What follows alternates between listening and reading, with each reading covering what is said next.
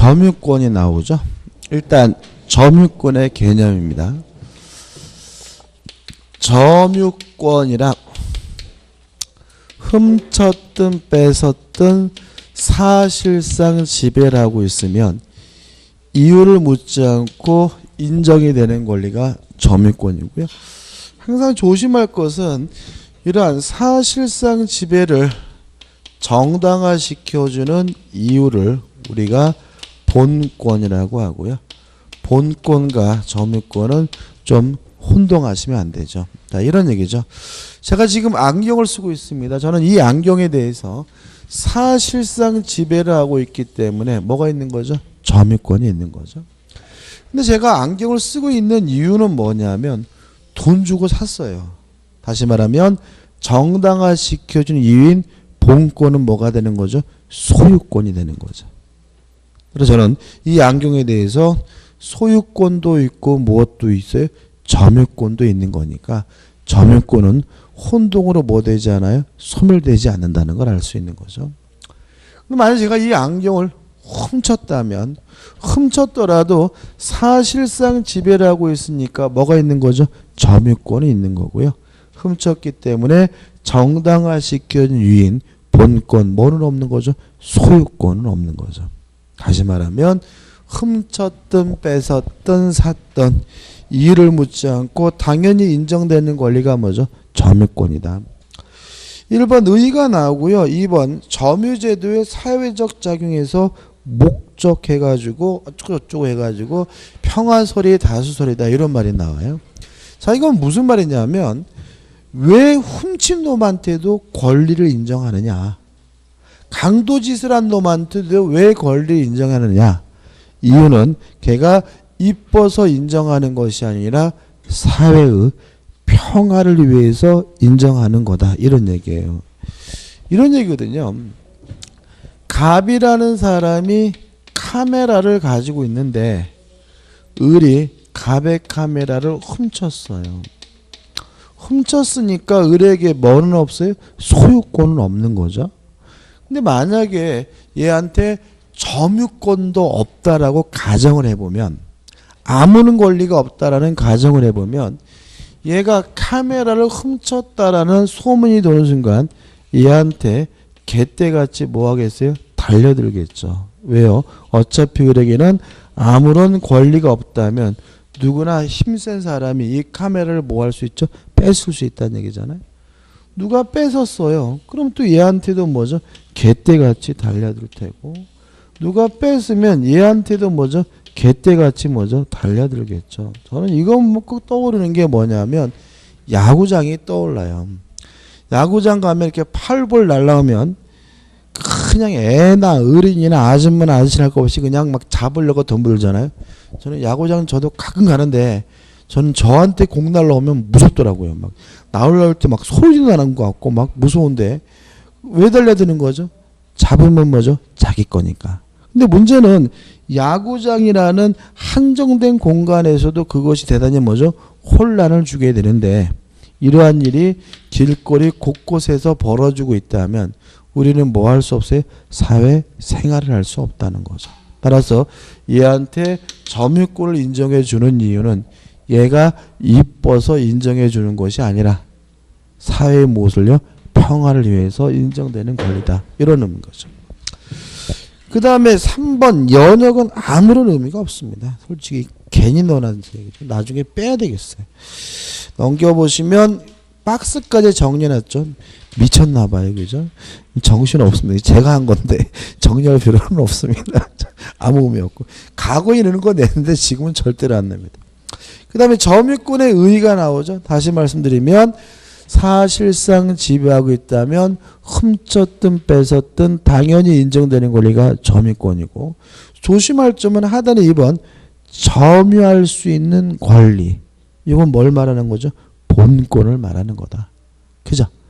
점유할 수 있는 권리는 사실상 지배를 정당화시켜준 이유니까 이건 뭐죠? 본권을 말하고 구별하셔야 된다. 이런 얘기고. 그 다음 우측에 점유의 개념에서 1번 사실상 지배를 하여야 한다 해가지고 판례가 나와 있지만 큰 의미는 없고 한 가지만 생각해보면 이런 겁니다. 판례가. 갑이 소유하고 있는 토지에 을이 건물을 불법으로 신축을 했다면 을이 갑의 토지를 뭐하고 있는 거죠? 사실상 집에 점유하고 있는 거니까 갑은 을에게 건물을 철거해달라고 뭐하는 거죠? 청구할 수 있는 거죠. 근데 이 건물을 을이 병에게 양도를 했다면 이제 갑의 토지를 점유하는 사람은 누구죠? 병인 거죠. 따라서 건물을 철거해달라고 누구한테요? 병에게 요구해야 된다. 병이 이 건물에 살든 안 살든 그거는 고려하지 않아요. 병이 갑의 땅의 건물에 대해서 뭐하고 있어요? 소유하고 있다면 그 사람은 어떻게 해요? 그 토지를 뭐하고 있는 거예요? 점유하고 있는 것이니까 물권조 청구권의 상대방이 된다. 그런 취지인 거죠.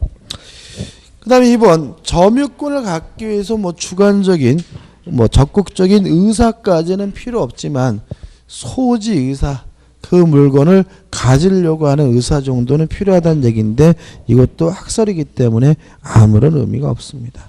넘겨보시면 대표해지죠. 다음 중 본권을 가지지 않으나 점유권을 가지는 자. 다른 말로 하면 소유권은 없으나 점유권이 있는 사람 누구죠? 5번 절취한 자죠. 훔쳤다면 훔쳤더라도 뭘 인정합니까? 점유권 인정하고 훔쳤기 때문에 뭐는 없는 거죠?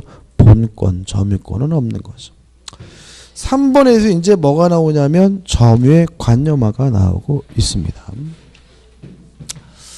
자, 이런 문제입니다. 점유권이란 훔쳤든 뺏었든 사실상 지배하면 당연히 인정되는 권리가 점유권이니까 사실상 지배와 점유권이 항상 일치가 돼야 되는데 꼭 그거는 아니다. 이것이 예외적으로 불일치되는 경우가 있는데 이걸 우리가 점유의 관념화라고 합니다. 두 가지 의미를 알 수 있어요. 첫째, 사실상 지배를 하고 있는데도 불구하고 점유권이 인정되지 않는 경우도 있을 거고요. 반대로 사실상 지배를 하지 않는데도 불구하고 점유권이 인정되기 때문에 불일치되는 경우가 있을 텐데 첫 번째 사실상 지배하는데도 점유권이 없는 사람이 누구냐면 우리가 얘를 점유 보조자라고 하는 거죠. 점유 보조자란 사실상 지배하는데도 불구하고 뭐가 없는 사람이죠? 점유권이 없는 사람입니다. 법조문 읽어볼게요. 195조죠. 가사상, 영업상, 기타 유사한 관계에 의하여 타인의 지시를 받아 물건에 대한 사실상의 지배를 하는 때에는 그 타인만을 점유자로 한다. 이렇게 나와있죠. 그럼 여기서 우리가 뭘 할 수 있냐면 가사상이란 말 속에서 우리는 가정부나 파출부를 떠오르면 되고요. 영업상이란 말 속에서 점원이나 알바생을 떠오르면 됩니다. 그러면 가정부나 점유는 사실상 지배하는데도 점유권이 없다는 얘기죠. 왜 그러느냐 하면 타인의 지시와 명령에 따라서 사실상 지배를 하고 있다는 점이죠. 그럼 이렇게 됩니다. 가정부나 점원은 타인의 지시와 명령에 따라서 사실상 지배를 하고 있기 때문에 뭐가 없어요? 점유권이 없는데 이러한 사람은 우리가 뭐죠? 점유 보조자라고 한다. 이런 얘기고 결론은 간단합니다. 점유 보조자도 사실상 지배를 하고 있기 때문에 자력 구제권이 인정이 됩니다. 그렇지만 점유권이 없기 때문에 점유권에 기한 물권적 청구권인 점유 보호 청구권 행사할 수가 없고요. 점유권이 없다라는 말은 점유자가 아니라는 얘기니까 점유권의 물권적 청구권의 상대방이 될 수가 없는 거죠. 그리고 저번 주 말씀드렸지만 물권적 청구권 상대방은 뭐여야 됩니까? 점유자이어야 합니다. 여기서 문제가 되는 게 두 가지가 있어요. 첫째는 자신의 소유물에 대해서도 점유 보조자가 될 수가 있느냐? 있다. 다시 말하면 자, 우리가 점유권을 공부할 때는 항상 뭘 조심하셔야 되냐면 소유권은 고려하지 마셔야 돼요. 이 말은 뭐냐면 소유권이 있든 없든 타인의 지시와 따라서 사실상 지배하고 있다면 그 사람은 뭐예요? 점유보조자예요. 따라서 소유권이 있더라도 뭐가 될 수 있는 거죠? 점유보조자가 될 수 있고요. 교재에 나와 있는 얘가 뭐죠? 꼬마죠. 돌베개 어린아이가 있어요. 엄마가 마트 가가지고 딸랭이를 사다 줬어요. 그럼 딸랑이는 엄마 거예요? 딸 거예요? 딸 거죠. 왜? 엄마가 명백히 아이고 이쁜 딸하고 준 거잖아요. 증여한 거잖아요. 엄마가 2년간 너에게 빌려주겠다. 네 동생 태어나기 전까지 대하겠다. 이런 뜻은 아니잖아요. 분명히 누구 겁니까? 딸 겁니다. 그죠? 근데 문제는 이 아이는 자기 물건인데도 불구하고 엄마의 지시와 명령에 따라서 사실상 지배하게 되는 거죠. 밤늦게 흔들면 엄마가 뭐라 그래요? 시끄러워 그러면 흔들면 안 되잖아요. 따라서 얘는 소유자인데도 불구하고 뭐가 되는 거죠? 점유보조자가 되는 거죠. 그 다음에 또 문제가 되는 것은 뭐냐면 처가 문제가 됩니다. 와이프, 처가 점유보조자냐? 요 문제에 대해서 우리 판례는 처는 점유보조자가 아니라 처는 점유자라는 것이 우리 판례 입장입니다. 너무나 당연한 거죠. 그죠? 무슨 요즘 세상에 남편이 부인한테 지시와 명령을 해요. 그죠? 부부는 결코 뭐죠? 지시 명령 관계가 아니기 때문에 처는 뭐일 수 없는 거죠? 점유보조자일 수는 없는 거예요. 근데 이것이 판례가 있다는 것은 대법원까지 가서 뭐 했다는 거예요? 다퉜다는 얘기죠. 그죠? 일단 결론부터 말씀드리면 처는 점유보조자가 아니라 뭐이기 때문에요? 점유자이기 때문에 물권적 청구권의 상대방이 될 수가 있다까지 좀 기억해 두시기 바랍니다. 판례 사실관계는 이렇습니다. 그냥 들으시면 되는데 갑과 을이 부부인데요. 남편 이름으로 아파트가 등기되어 있는데 요 남편이 와이프한테 아무런 상의도 없이 요 아파트를 팔아먹었어요. 팔아먹고 병한테 이전 등기를 해주고요. 뭐죠? 튀었어요. 뭐 하게 된 거죠? 잠적을 하게 된 거죠. 왜요? 와이프한테 걸리면 뭐죠? 뒤지게 맞을 분위기잖아요. 그죠? 근데 문제는 병이 아파트를 사가지고 흐뭇한 마음으로 뭘 온 거죠? 이사를 왔는데 이상한 아줌마가 있는 거죠. 아줌마 누구세요? 그랬더니 이 아줌마가 뭐래요? 집주인이래요. 깜짝 놀라서 확인해 보니까 남편이 와이프한테 아무런 상의도 안 하고 뭐죠? 팔아먹고 뭐죠? 도망갔단 말이죠. 그래서 병이 을한테 내가 이제 소유자니까 나가라라고 했더니 병이 뭐죠? 을이 뭐죠? 못 나겠다고 버티니까 결국은 병은 자신의 소유권을 이유로 을에게 뭐 하게 된 거죠? 반환을 청구하는 소송을 제기하게 됐습니다. 그랬더니 을, 처가 스스로 뭐임을 주장했냐면 점유 보조자임을 주장한 거죠.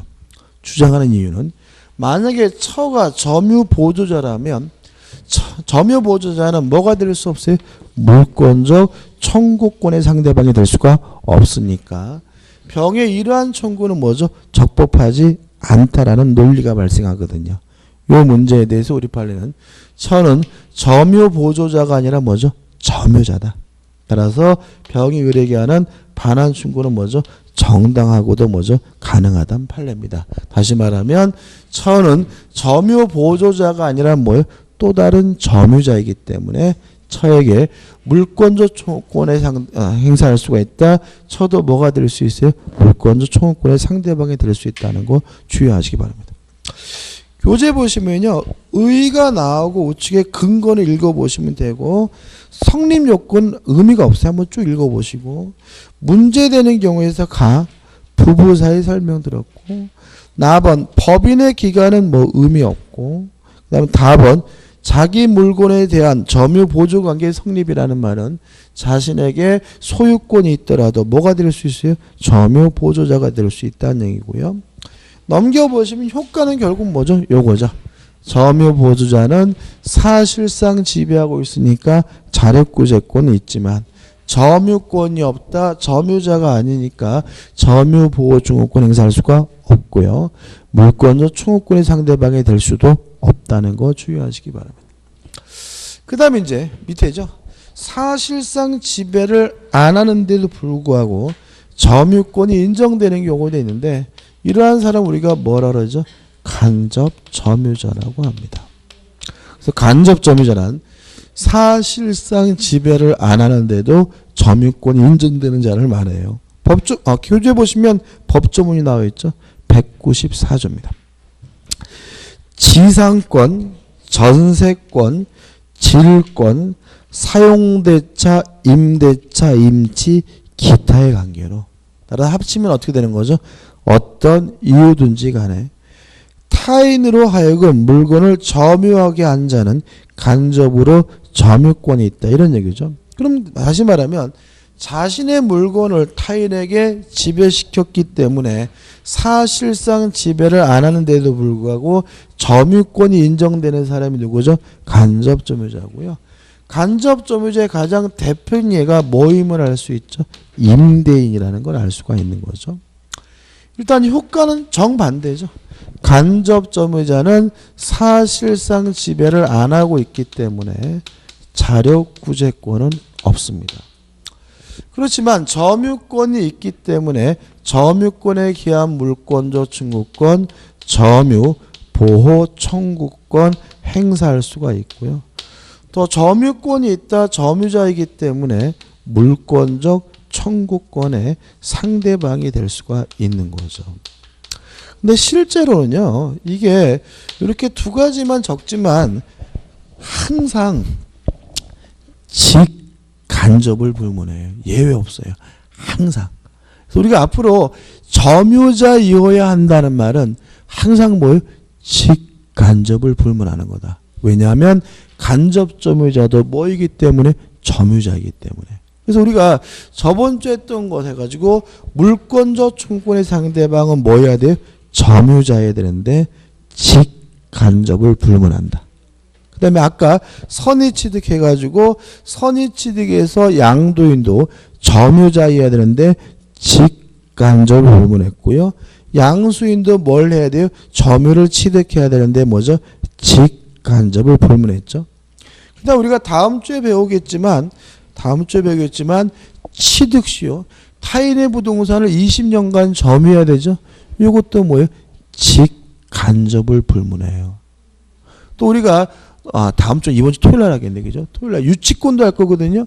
유치권 하게 되면 또 뭐가 나오냐면 유치권자도 반드시 점유해야 된다는 말이 나오거든요. 그것도 뭐예요? 직간접을 불문해요. 그래서 예외 없습니다.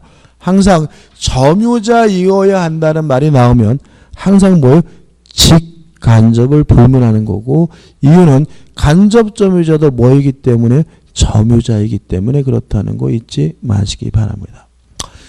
그 다음에 좀 사례를 좀 한번 생각해 봐야 돼요. 사례 한번 생각을 해보죠. 갑이 소유하고 있는 아파트를 을에게 임대를 했어요. 근데 현재 이 아파트에 을이 살고 있단 말이죠. 임차인이 거주하고 있단 말이죠. 그러면 임차인은 물론 사실상 지배하고 있으니까 당연히 뭐예요? 점유자인 거고 갑도 임대인도 자신의 물건을 임대차 계약에 의해서 을에게 지배시키고 있기 때문에 점유권이 인정되는데 이 사람이 뭐가 되는 거죠? 간접 점유자가 되는 거죠. 우리가 원래는 그냥 얘를 점유자라고도 하고요. 얘를 갑과 구별하기 위해서 직접 점유자란 말도 써요. 자, 첫 번째 생각할 것은 한 개의 물건에 갑에게도 점유권이 있고 을에게도 뭐가 있어요? 점유권이 있으니까 두 사람의 점유권이 충돌될 수가 있는데 누구의 점유권이 더 센가? 을의 점유권이 뭐죠? 더 세다. 따라서 을은 자신의 점유권을 갑에게 행사할 수가 있지만 갑은 점유권이 있더라도 을에게는 직접 점유자에게는 행사할 수가 없다. 임차인이 퇴근하고 집에 왔는데요. 집주인 술 처먹고 굴러다니고 있어요. 임차인은 자신의 점유권을 이유로 갑에게 나가라고 뭐 할 수 있어요? 요구할 수가 있는 거죠. 하지만 갑은 자신의 점유권을 이유로 을에게 나가라고 뭐 할 수는 없어요? 요구할 수는 없는 거다. 이해되시죠? 그죠? 그러면 결국은 간접 점유자에게도 점유권이 있고 점유보호청구권이 있다는 말은 누구한테는 행사하지 못해요? 직접 점유자에게는 행사하지 못하고 오로지 누구한테만요? 제3자에게만 행사할 수 있다는 거 주의하시기 바라고, 따라서 을이 살해될 요 집을 병이 불법으로 침탈을 해가지고 현재 병이 거주하고 살고 있다면 간접 점유자도 점유권이 있으니까 자신의 점유권을 이유로 병에게 뭐 할 수 있다는 얘기죠? 반환 청구하는 것은 가능하다는 얘기인 거죠. 동의하시죠? 마지막으로 주의하실 점은 이 집에 살아야 될 사람은 병도 갑도 아닌 을입니다.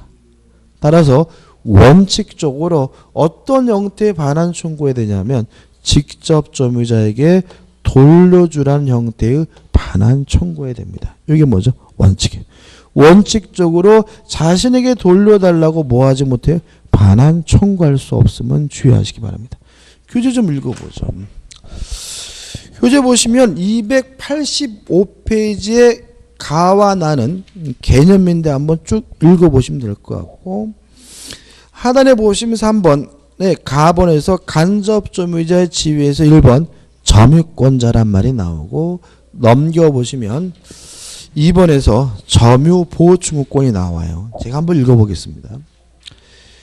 직접 점유자가 그 점유를 침탈당하거나 방해당하고 있는 경우, 누가요? 직접 점유자가. 간접 점유자도 점유보호청구권을 갖는다. 그러나 직접 점유자가 점유의 침탈을 당한 경우에 간접 점유자는 그 물건을 누구에게? 직접 점유자에게 반환할 것을 청구할 수가 있습니다. 이게 원칙이죠. 물론 예외는 있습니다. 직접 점유자가 그 물건의 반환을 받을 수 없거나 또는 이를 원하지 아니한 때에만 자기에게 반환할 것을 뭐 할 수 있습니까? 청구할 수가 있습니다. 다시 말하면 원칙적으로 을에게 돌려주라는 형태의 반환 청구해야 되고요. 을이 받을 수 없거나 받기를 거부하는 경우에만 예외적으로 자신에게 반환을 청구할 수 있음을 주의하시기 바랍니다. 판례는 일단은 큰 의미 없고요. 3번 자력구제권이 없다. 그 다음에 직접 점유자에 대한 관계는 요거죠. 을은 갑에게 점유권 행사할 수 있지만 갑은 을에게 뭐죠? 점유권 행사할 수 없다는 말이 나와 있습니다. 그 다음에 3. 상속인의 점유입니다. 상속인은 어디 들어가냐면요. 여기로 들어가요. 다시 말하면 상속인도 사실상 지배를 안 하는데도 불구하고 뭐가 인정이 되냐면 점유권이 인정이 돼요. 이유는 점유권도 상속되기 때문에 그렇습니다. 예를 들어서 저희 아버님이 돌아가셨는데 제가 대전에 있는데 저희 아버지가 서울에 계시다가 돌아가시면 돌아가시는 순간 저희 아버지 점유권도 저에게 뭐가 돼요? 상속이 돼요. 그럼 저는 결과적으로 저희 아버지가 가지고 있던 그 물건에 대해서 사실상 지배를 안 하는데도 불구하고 뭘 갖게 되는 거죠? 점유권을 갖게 되는 거죠. 그죠? 다시 말하면 상속은 무엇도 승계시킵니까? 점유권도 승계시키므로 상속인은 사실상 지배를 안 하는데도 불구하고 뭘 갖게 되죠? 점유권을 갖게 됩니다. 우측에 대표 예제가 나옵니다. 점유에 관한 다음 설명 중 틀린 것은 1번 민법상 점유가 성립하기 위하여는 사실적 지배관계를 가지려는 의사가 필요하다. 이걸 우리가 점유 설정 의사라고 하고요. 맞는 질문입니다. 2번 상속인의 경우에는 사실상의 지배가 없어도 점유의 성립을 인정한다. 왜냐하면 점유권도 뭐가 돼요? 상속이 되니까. 3번 점유 보조자는 점유자가 아니다. 왜냐하면 점유 보조자는 사실상 지배를 하는데도 불구하고 점유권이 인정되지 않는 사람이니까. 4번 간접 점유자는 점유권이 없다. X. 간접 점유자는 임대인처럼 사실상 지배를 하지 않는데도 불구하고 점유권이 인정되는 자입니다. 5번 간접 점유를 성립시키는 점유 매기 관계, 뭐 임대차를 생각하시면 되고요. 중첩적으로 있을 수가 있습니다. 그 다음에 4번 점의 종류해 가지고 1. 자주 점유와 뭐가 나오죠? 타주 점유가 나옵니다. 이게 이제 좀 까다롭고요. 교재를 잠깐 넘겨 컨닝을 하시면 판례도 대단히 어떻게 해요? 많습니다. 그래서 일단 판례가 많고 어렵다가 느끼는 부분은 어떻게 해요? 간단하게 정리해야 되겠죠. 그래서 간단하게 정리하고 판례를 한번 볼 겁니다. 판례를 보는 건 뭐죠? 연습하는 용도로 쓸 겁니다. 일단 개념이죠. 소유의 의사가 있는 점유를 자주 점유라고 합니다. 반대로 죄송합니다. 먼저 설명드리겠구나. 일단 점유하고 있으면요. 점유하고 있다는 이유로 몇 가지 사실에 대해서 추정이 됩니다. 첫째, 소유의 의사가 있다는 점이 추정이 되고요.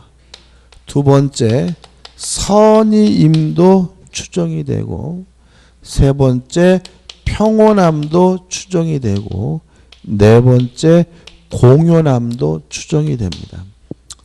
항상 조심할 것은 점유하고 있더라도 추정이 뭐죠? 안 되는 게 있다.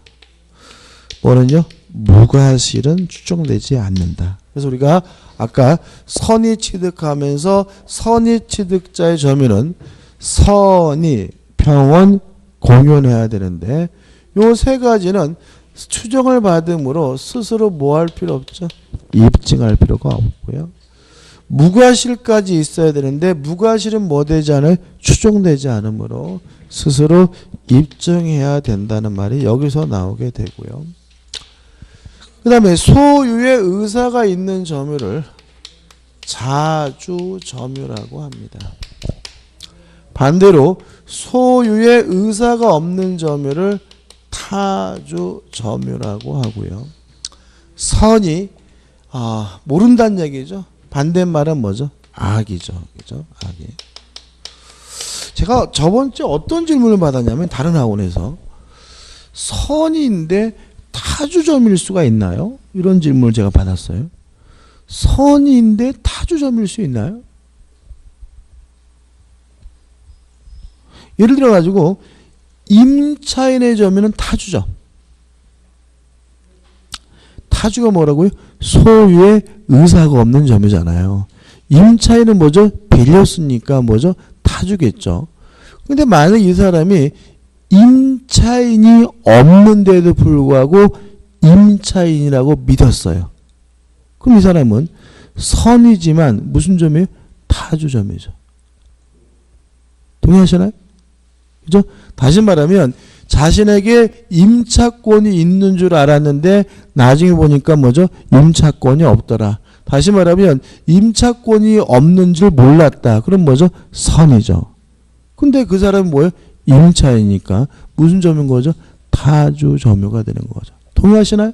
그죠? 다시 말하면 자주와 타주, 선의 악의는 뭐죠? 별개 문제임을 좀 조심하셔야 돼요. 그 다음에 평온이라는 말은 평화스럽고 온화한 점이고 반대말은 뭐죠? 폭력에 의한 점이고 공연하다는 말은 공개적이란 말이고요. 반대말은 은밀하고 비밀스러울 점은 은비한 점이고요. 무과실의 반대말은 뭐가 되겠어요? 유과실이 되겠죠. 요 좌측에 요 5가지를 모두 다 갖추고 있다면 하자 없는 점이요. 우측에 하나라도 있으면 뭐가 돼요? 하자 있는 점이에요. 자, 예를 들어서 폭력에 의한 점유자는 하자에 있는 점유죠. 점유권이 있다는 얘기, 없다는 얘기? 있다는 얘기다. 왜냐하면 점유권이란 훔쳤든 뺏었든 사실상 지배하고 있으면 당연히 인정되는 권리가 뭐죠? 점유권이죠. 다시 말하면 우측에 하자에 있는 점유자들도 다 뭐가 있는 사람이에요? 점유권이 있는 사람이다. 그래서 가끔 이런 걸 내요. 악의 점유자는 점유 보호 청구권이 없다. X. 악이라도 뭐가 있는 거예요? 점유권이 있고, 점유권이 있다라는 말은 뭐죠? 점유 보호 청구권이 있는 거죠. 폭력에 의한 점유자는 점유자가 아니다. X. 훔쳤든 뺏었든 사실상 지배하고 있으면 뭐가 있는 거죠? 점유권이 있다는 거. 따라서 하자에 있는 점유자도 뭐가 있는 사람이에요? 점유권이 있는 사람임을 주의하시기 바랍니다. 자, 이제 자주 점유 타주 점유입니다. 개념은 소유의 의사가 있는 점유는 자주, 소유의 의사가 없는 점유는 뭐죠? 타주. 어떻게 구별할 것인가? 구별 기준에 대해서 우리 판례는 주관적 의사는 고려하지 않습니다. 그 사람이 속으로 무슨 생각을 하고 있는지는 고려하지 않고요. 점유를 개시하게 된 원인을 가지고 객관적, 외형적으로 판단해야 된다는 것이 우리 판례의 입장입니다. 따라서 만약에 점유 개시 원인이 매매나 교환이나 증여하면 속으로 무슨 생각을 하고 있든지 무슨 점이에요? 자주점인 거고요. 임대차, 사용대차, 임치라면 빌린 거죠. 속으로 무슨 생각을 하고 있든지 뭐죠? 타주점유가 됩니다. 이해를 돕기 위해서 말씀드리면 우리 민법은 주관적 의사는 고려하지 않고 객관적 외형적으로 판단하는데요. 형법은 주관적 의사를 가지고 판단해요. 뭐는요? 형법은. 그래서 어떤 일이 발생하냐면 예를 들어서 대전역 앞에 자전거가 서 있는 거죠. 자전거가 서 있길래 이거를 보니까 어이구 쇠뺑인데 안 묶여 있어요. 웬 떡인가 싶어서 이거를 타고 가다가 한 500m쯤 가다가 잡혔어요. 근데 만약에 제가 바쁜 일이 있어서 잠깐 쓰고 갖다 두려고 했습니다. 이렇게 진술하면 소유의 의사가 없으니까 무죄예요. 근데 제가 어머니가 위독해서 급해서 타고 가려고 했습니다라고 진술하면 소유의 의사가 있으니까 뭐예요? 절도가 돼요. 왜냐하면 형법은 그 사람이 왜 그것을 타게 됐는지 이유는 묻지 않고 주관적 의사를 가지고 따지기 때문에 아다르고 어달라요. 그래서 그 외국 영화 보면은 범죄자들이 변호사 오기 전까지는 말 안 하겠습니다 이렇게 말한 사람도 있잖아요. 그죠? 우리나라는 그럴 분위기 아니죠. 자전거 훔쳤다가 그런 얘기하면 뭐죠? 저 맞을 부징이잖아요. 그죠? 그러니까 보통 이제 우리나라는 어떤 일이 벌어지냐면 경찰관이 어떻게 물어보느냐에 따라 달라져요. 경찰관 보니까 이뻐. 그럼 어떻게 물어봐요? 아유 바쁘셨나 봐요. 쓰고 갖다 두려고 하셨죠? 예, 그러면 무죄. 그죠? 미워. 안 생기고 배불뚝이 아저씨야. 그럼 어떻게 해요? 아유 얼마나 바빴길래 이거를 타고 가려고 하셨어요. 그럼 거기서 어떻게 우리 어머니가 위독하고 어쩌고 이렇게 얘기하는 순간 뭐죠? 절도. 이렇게 되는 겁니다. 그죠? 다시 말하면 형법은 주관적 의사 가지고 따져요. 근데 민법은 그럴 수가 없어요. 왜냐하면 민법을 그렇게 따지면 거래의 안전이 뭐죠? 희생당해. 우리 민법은 속으로 무슨 생각을 하고 있는지는 따지지 않고 점유를 개시하게 된 원인을 가지고 객관적 외형적으로 따져야 된다는 입장이고요. 이렇게 따지는 이유는 뭐냐면 거래의 안전보호 때문에 그렇습니다. 이거 맞죠? 여기서 중요합니다. 근데 이 매매가 무효예요. 그래도 자주점유입니다. 자, 매매가 무효면 소유권을 취득할 수는 없습니다. 그렇지만 무효인 매매 계약을 체결한 이유는 가지려고 소유의 의사가 있는 거죠. 다시 말하면 자주점유라는 것은 소유할 의사가 있느냐 없는 문제지 소유권이 있느냐 없느냐 문제는 아니에요. 소유권이 없더라도 가지려는 의사가 있다면 그것은 무슨 점이에요? 자주점유인 거예요. 또 매매 목적물이 매도인 게 아니래요. 타인 소유물이에요. 결과적으로 남의 물건을 사게 됐어요. 그러면 소유권을 가질 수는 없어요. 그래도 무슨 점이에요? 자주점인 거죠. 또 매도인에게 처분권이 없대요. 그러면 매수인은 뭘 가질 수 없어요? 소유권을 가질 수는 없죠. 그래도 무슨 점이에요? 자주점인 거죠. 왜? 처분권 없는 놈하고 매매 계약했습니까? 소유하려고 얘기죠. 여기까지 뭐죠? 자주점이에요. 근데 문제는 무효래도 자주점이고 타인 소유물이라도 자주점인데 무효임을 알면서 타인 소유물임을 알면서 매도인에게 처분권이 없다는 사실을 알면서 악의로 무단으로 점유했다는 사실이 입증이 되면 더 이상 자주점유가 아니라 타주점유라는 것이 판례입증. 같은 말입니다. 그죠? 알면서가 뭐죠? 악인 거예요. 그죠? 그죠? 여기서 좀 문제가 좀 있어요. 우리 명백히 우리 판례는 잘못된 겁니다. 왜 잘못된 거냐면 무효임을 알았다면 선의가 아니라 악인 거죠. 왜 무효인지를 알면서 매매 계약을 했겠어요? 가지려고. 여전히 무슨 점이어야 돼요? 자주점이어야 되거든요. 동의하시나요? 그죠? 남의 물건을 왜 샀겠어요? 가지려고. 그죠? 물론 남의 물건인지 알면서 샀다면 선의가 아니라 뭐죠? 악인 것이지. 왜 이것이 갑자기 자주에서 타주로 바뀌냐에 대해서는 학자분들이 엄청난 뭐죠? 비판을 하고 있습니다. 저는 개인적으로 그 비판이 맞다라고 생각을 하고요. 보통 이게 논술식으로 시험 문제를 쓰게 되면 그것까지 적어줘야 돼요. 근데 우리는 어차피 객관식 문제를 풀어야 되고 따라서 우리는 뭐 가지고 판례를 가지고 풀어야 되니까 여기서 이해가 안 되고 마음에 안 들더라도 이 부분은 뭐죠? 받아들여야 돼. 우리 민법에서 거의 유일한 부분이에요. 그래서 어떻게 되냐면 매매 계약을 했습니다. 무슨 점입니까? 자주점. 매매가 무효라도 뭐예요? 자주. 무효임을 알면서 했으면 뭐예요?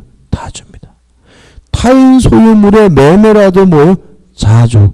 타인 소유물임을 알면서 했으면 뭐예요? 타주. 매도인에게 처분권이 없더라도 뭐예요? 자주. 처분권이 없다는 사실을 알면서 했으면 뭐죠? 타주. 이렇게 되는 거죠. 그래서 이 알면서라는 말이 대단히 뭐하게 돼요? 중요하게 되는 거예요. 그죠? 중요하게. 자, 교재 판례 좀 볼게요. 288페이지 오시면 첫 번째 판례 가지고 굉장히 위에 판례 크게 나와 있지만 이거는 뭐 요거죠.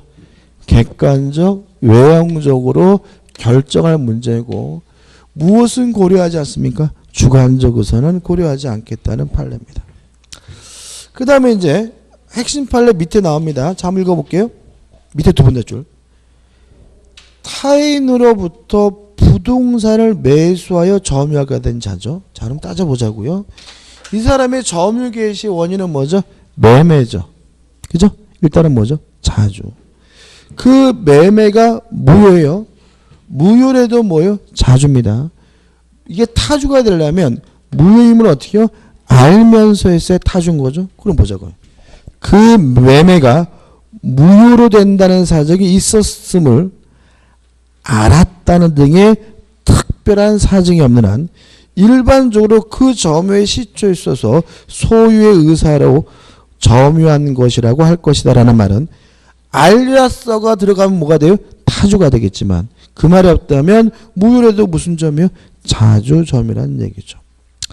그 다음에 또 두 번째 판례입니다. 우측에 자 보세요. 토지의 매수인이 그 매매 계약에 하여 목적 토지의 점유를 취득한 경우 설사 그것이 타인의 토지의 매매에 해당하여 곧바로 소유권을 취득할 수 없었다고 하더라도 중간에 뭐예요? 무슨 말이 나오겠습니까? 이게 뭐죠? 타인 소유물이라도 무슨 점이요? 자주다. 만약 이것이 자주가 아니라 타주가 바뀌려면 타인 소유물임을 알았다는 것까지 뭐가 돼야 돼요? 입증이 돼야 된다. 그래서 알았다는 말이 없다면 결론입니다. 타주 점유를 할 수는 없다라는 말은 타인 소유물의 매매를 하더라도 뭐가 되는 거예요? 자주 점유라는 얘기고 중간에 또 뭐가 나오냐면 처분권이 없더라도 무슨 점이에요? 자주 점유라는 말도 나와 있습니다. 만약 이것이 타주가 되려면 뭐가 필요합니까? 알면서가 필요한 거죠. 그 다음에 우측에 중간 판례죠. 자 이겁니다. 여기입니다. 점유자는 자주점임을 추정을 받습니다. 따라서 스스로 뭐 할 필요 없어요? 입증할 필요가 없습니다. 그럼 이런 얘기죠. 입증할 필요 없는 사람이 입증하려다가 실패하더라도 여전히 뭐예요? 자주점인 거예요. 이 사람이 자주가 아니라 타주로 바뀌려면 누가 입증해야 돼요? 소유자 측에서 이 사람이 자주가 아니라 타주점임을 뭘 해야 돼요? 입증을 해야 돼요. 왜요? 자주점임을 뭐 받아요? 추정을 받으니까. 중간 판례입니다. 점유자가 스스로 매매 또는 증여와 같은 자주점유의 권한을 주장하였으나 이것이 인정되지 않은 경우에도 결론 부분 보시면 점유 권한의 성질상 타주점유라고 볼 수는 없다. 왜냐하면 자주점유는 뭐 받아요? 추정을 받으므로 스스로 뭐 할 필요 없어요? 입증할 필요가 없는 거죠. 그 다음에 2014년도 판례는 주체가 뭐라 하더라도 국가라 하더라도 마찬가지라는 거죠. 국가라 하더라도 점유 개시 원을 가지고 따질 문제라는 얘기니까 한번 보시기 바라고. 그 다음에 권한의 성질상 뭐죠? 타주점유입니다. 자 밑에 세 번째 읽어볼게요.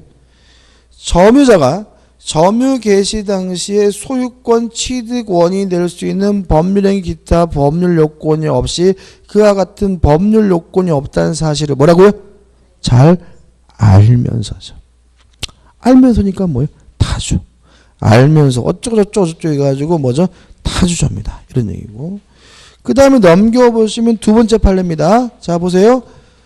자 처분 권한 없는 자로부터 그 사실을 뭐라고요? 알면서. 무슨 점이에요? 타주점이죠. 간단하죠. 그죠? 그 다음에 세 번째 판례. 매매 대상 건물 부지의 면적이 등기부상 면적을 상당히 초과하는 경우 그 경기를 침범한 거죠. 남의 땅을 사게 된 겁니다. 그죠? 특별한 사정이 없는 계약 당사자들이 이러한 사실을 어떻게 해요? 알고 있었다고 보는 것이 상당합니까? 무슨 점이죠? 타주점이죠. 물론 이게 또 어떤 판례가 있겠어요? 경계를 침범했다는 사실을 모르고 이런 뭐예요? 자주인 거죠. 그죠? 무슨 말이겠죠? 그죠? 다시 말하면 경계를 침범했다는 사실을 알았다면 무슨 점이죠? 타주점입니다. 그 다음에 이제 판례는 남의 땅에다가 묘를 썼어요. 이건 뭐냐면 악의로 무단이죠. 그죠? 남의 땅에다가 허락도 없이 묘를 썼다면 명백히 뭐예요? 악의로 무단으로 점유한 거니까 무슨 점이에요? 타주점이다. 따라 이 사람이 20년 지나면 취득 시효하게 되는 것은 소유권이 아니라 뭐죠? 분묘 기지권인 거죠. 그 다음 판례는 명의 수탁자의 점유는 뭐죠? 타주점입니다. 명의 수탁자가 뭐죠? 이름 빌려준 사람이죠? 당연히 뭐죠? 타주점이죠. 그 다음에 판례는 또 뭐냐면 이런 겁니다. 이게 다 무엇과 관련되냐면 취득시효와 관련돼요. 그러니까 우리가 타인의 부동산을 점유하고 있는 상태에서 20년이 지나면 뭐 하게 되냐면 취득시효하게 되는데 이 점유는 소유의 의사가 있는 점 무슨 점이어야 돼? 자주점이어야 되거든요. 그럼 명의수탁자의 점유는 자주가 아니라 뭐죠? 타주라는 말은 아무리 이 사람이 20년 점유했더라도 소유권을 뭐 할 수는 없어요? 취득시할 수는 없다는 거죠. 남의 땅에다가 묘를 무단으로 설치했다면 이 사람의 점유는 자주가 아니라 타주란 얘기는 20년 지나면 소유권을 취득시하는 것이 아니라 무엇을요?